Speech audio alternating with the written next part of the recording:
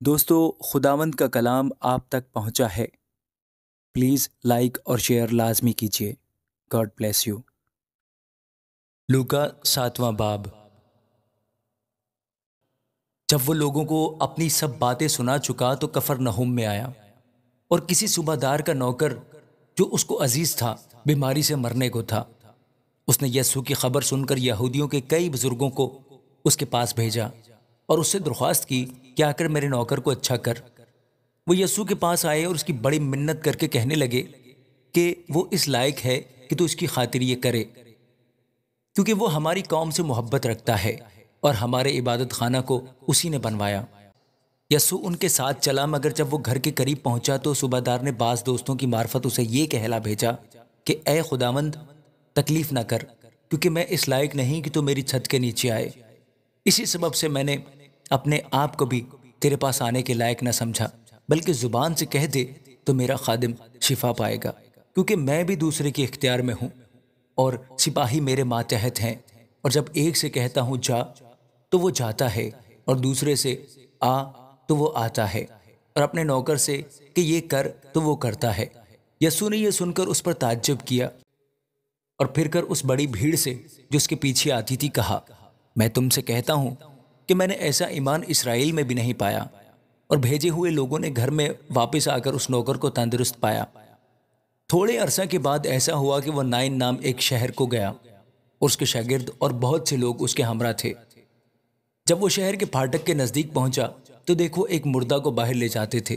وہ اپنی ماں کا اکلوتا بیٹا تھا، اور وہ بیوہ تھی، اور شہر کے بہتیرے لوگ اس کے ساتھ تھے۔ اسے دیکھ کر خداوند کو ترس آیا اور اس سے کہا، مت رو۔ اس نے پاس آ کر جنازہ کو چھوا، اور اٹھانے والے کھڑے ہو گئے، اور اس نے کہا، اے جوان، میں تجھ سے کہتا ہوں اٹھ۔ وہ مردہ اٹھ بیٹھا اور بولنے لگا، اور اس نے اسے اس کی ماں کو سونپ دیا، اور سب پر دہشت چھا گئی، اور وہ خدا کی تمجید کر کے کہنے لگے کہ ایک بڑا نبی ہم میں برپا ہوا ہے، اور خدا نے اپنی امت پر توجہ کی ہے۔ اور اس کی نسبت یہ خبر سارے یہودیہ اور تمام گرد و نواح میں پھیل گئی۔ اور یوحنا کو اس کے شاگردوں نے ان سب باتوں کی خبر دی۔ اس پر یوحنا نے اپنے شاگردوں میں سے 2 کو بلا کر خداوند کے پاس یہ پوچھنے کو بھیجا کہ آنے والا تو ہی ہے یا ہم دوسرے کی راہ دیکھیں؟ انہوں نے اس کے پاس آ کر کہا، یوحنا بپتسمہ دینے والے نے ہمیں تیرے پاس یہ پوچھنے کو بھیجا ہے کہ آنے والا تو ہی ہے یا ہم دوسرے کی راہ دیکھیں؟ اسی گھڑی اس نے بہتوں کو بیماریوں اور آفتوں اور بری روحوں سے نجات بخشی، اور بہت سے اندھوں کو بینائی عطا کی۔ اس نے جواب میں ان سے کہا کہ جو کچھ تم نے دیکھا اور سنا ہے جا کر یوحنا سے بیان کر دو کہ اندھے دیکھتے ہیں، لنگڑے چلتے پھرتے ہیں، کوڑی پاک صاف کیے جاتے ہیں، بہرے سنتے ہیں، مردے زندہ کیے جاتے ہیں، غریبوں کو خوشخبری سنائی جاتی ہے، اور مبارک ہے وہ جو میرے سبب سے ٹھوکر نہ کھائے۔ جب یوحنا کے قاصد چلے گئے تو یسوع یوحنا کے حق میں لوگوں سے کہنے لگا کہ تم بیابان میں کیا دیکھنے گئے تھے؟ کیا ہوا سے ہلتے ہوئے سرکنڈے کو؟ تو پھر کیا دیکھنے گئے تھے؟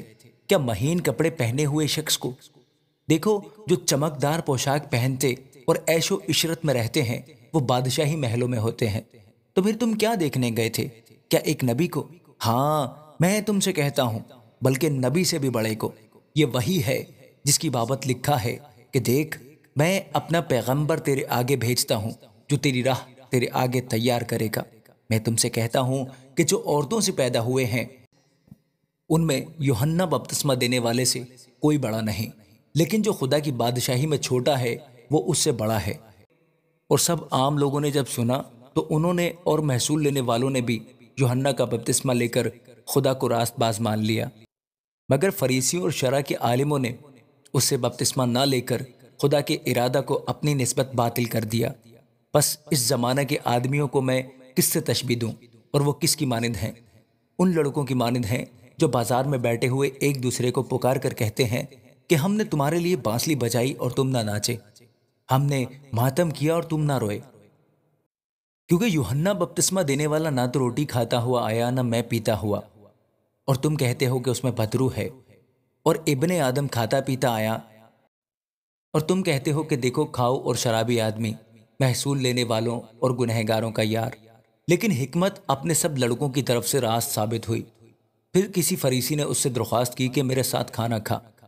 بس وہ اس فریسی کے گھر جا کر کھانا کھانے بیٹھا تو دیکھو ایک بدچلن عورت جو اس شہر کی تھی، یہ جان کر کہ وہ اس فریسی کے گھر میں کھانا کھانے بیٹھا ہے، سنگ مرمر کے اتردان میں اتر لائی اور اس کے پاؤں کے پاس روتی ہوئی پیچھے کھڑی ہو کر اس کے پاؤں آنسوؤں سے بھگونے لگی اور اپنے سر کے بالوں سے ان کو پہنچا اور اس کے پاؤں بہت چومے اور ان پر اتر ڈالا۔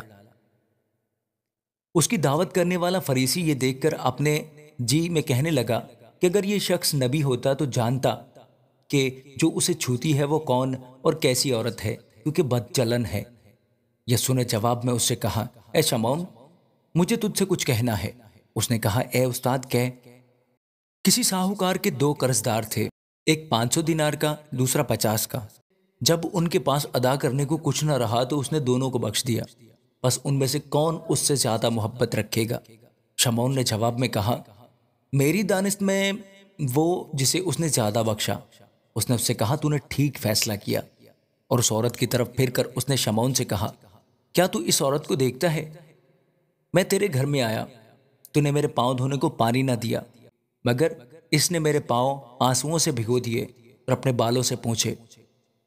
تو نے مجھ کو بھوسا نہ دیا، مگر اس نے جب سے میں آیا ہوں میرے پاؤں چومنا نہ چھوڑا۔ تو نے میرے سر میں تیل نہ ڈالا، مگر اس نے میرے پاؤں پر عطر ڈالا۔ اسی لیے میں تجھ سے کہتا ہوں کہ اس کے گناہ جو بہت تھے معاف ہوئے، کیونکہ اس نے بہت محبت کی، مگر جس کے تھوڑے گناہ معاف ہوئے وہ تھوڑی محبت کرتا ہے۔ اور اس عورت سے کہا، تیرے گناہ معاف ہوئے۔ اس پر وہ جو اس کے ساتھ کھانا کھانے بیٹھے تھے اپنے جی میں کہنے لگے کہ یہ کون ہے جو گناہ بھی معاف کرتا ہے؟ مگر اس نے عورت سے کہا، تیرے ایمان نے تجھے بچا لیا ہے، سلامت چلی جا۔ آمین۔